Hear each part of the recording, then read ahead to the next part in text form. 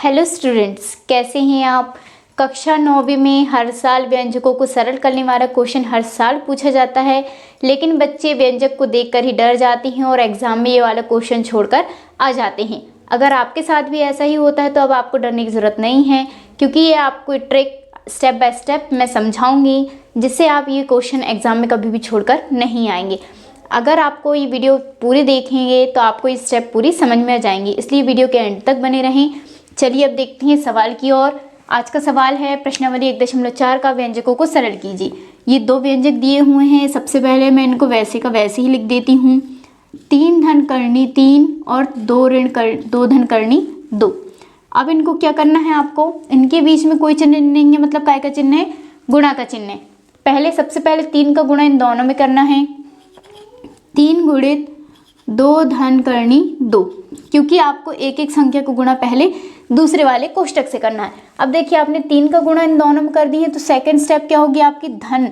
देखिए यहाँ पर धन बचा है, धन का करनी 3, क्योंकि बच्चे सबसे ज़्यादा कंफ्यूज यहीं पर होते हैं कि यहाँ पर कौन सा चिन्ह आएगा। इसलिए याद रखना कि आपने एक संख्या को गुणा कर लिए हो, मतलब कि आपकी जो दूसरी संख्या बची है उसके साथ जो चिन्ह है वो यहाँ पर आएगा। धन का करनी 3 का गुणा काय में होगा, 2 धन करनी 2 में। ठीक है, इतना समझ में आया। ये फर्स्ट स्टेप है और सबसे इम्पॉर्टेंट स्टेप है। इसके आगे क्या करना है आपको, 3 दूनी 6, धन है, धन लगाए। 3 का गुणा करनी 2 में करोगे तो कितना आएगा, 3 करनी 2, धन है, धन लगाए।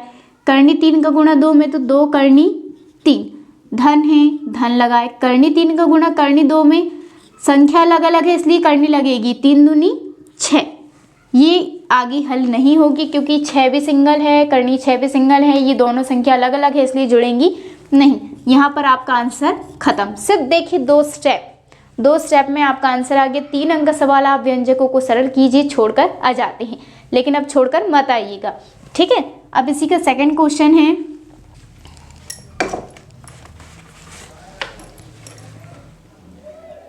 तीन धन करनी 3 और 3 ऋण करनी 3।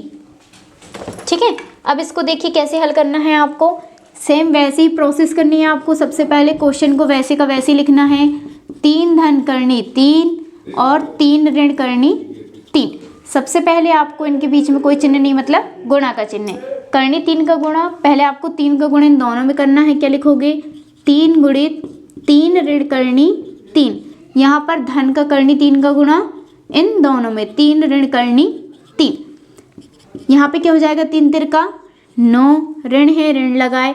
3 का गुणा करनी 3 में करोगे तो क्या आएगा, 3 करनी 3, धन है, धन लगाए। करनी 3 का गुणा 3 में तो 3 करनी 3, धन ऋण का ऋण। करनी 3 और करनी 3 का गुणा करोगे तो आंसर क्या आएगा, करनी से करनी कट गई, सिर्फ बचेगा 3। सेम संख्या रहती है तो करनी हट जाती है। ठीक है, यहाँ पर देखिए धन का 3 करनी 3, ऋण का 3 करनी 3, कट गया, क्या बचा, 9 ऋण 3। 9 में से 3 जाएगा, आपको कितना बचेगा, 6। ये हो गया आपका आंसर। देखिए सिर्फ 3 स्टेप में निकल के आ चुका है। नेक्स्ट क्वेश्चन क्या है आपका, नेक्स्ट है 3rd नंबर का, करनी 5 धन करनी 2 का वर्ग। अगर आपको ये वाले क्वेश्चन में सर्वसमीका याद नहीं आती है, इसमें सर्वसमीका लगेगी a धन b का वर्ग। अगर आपको सर्वसमीका याद नहीं आती है तो आप यहाँ पर वर्ग दिया है, आप इसको 2 बार लिख के और सिर्फ ये स्टेप से आप हल कर सकते हैं। अगर आपसे नहीं बन रहा है तो आप हल करके ज़रूर देखिएगा। मैं अभी फ़िलहाल सर्वसमीका से बता देती हूँ उसका हल कैसे आएगा। यहाँ पर लगेगी आपकी a धन b के वर्ग की सर्वसमीका। क्या होती है, a का वर्ग धन b का वर्ग धन 2ab।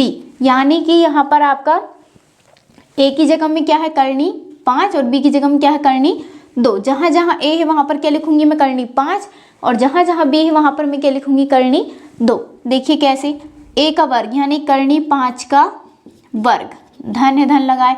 b का वर्ग यानी करनी 2 का वर्ग, धन 2 गुणित a का मान करनी 5, b का मान करनी 2। इनके बीच में काय का चिन्ह है, गुणा का चिन्ह है। ठीक है, करनी 5 का वर्ग, वर्ग से करनी कट गई, क्या बचा, सिर्फ 5, धन। यहाँ पर करनी 2 का वर्ग, वर्ग से करनी कट गई, क्या बचा, 2, ऋण, धन 2 वैसे का वैसे ही, 5 दूनी 10, करनी 10, 5 में 2 जुड़ जाएगा, कितना हो जाएगा, 7, धन 2 करनी 10।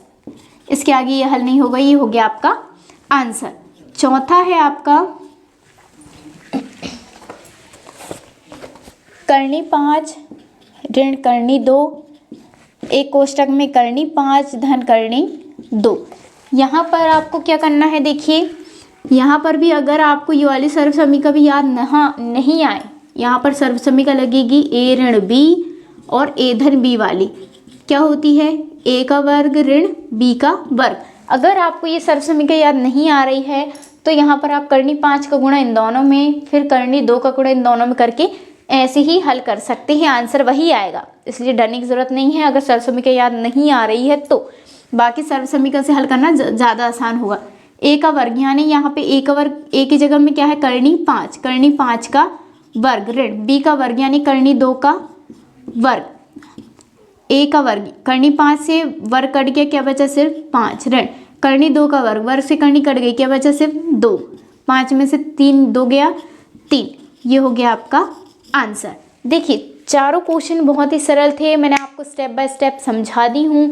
वीडियो यहाँ तक समझ में आ गया है तो मैं उम्मीद करती हूँ कि आप पेपर में व्यंजकों को सरल करने वाला क्वेश्चन आएगा तो आप इसे छोड़कर नहीं आएंगे।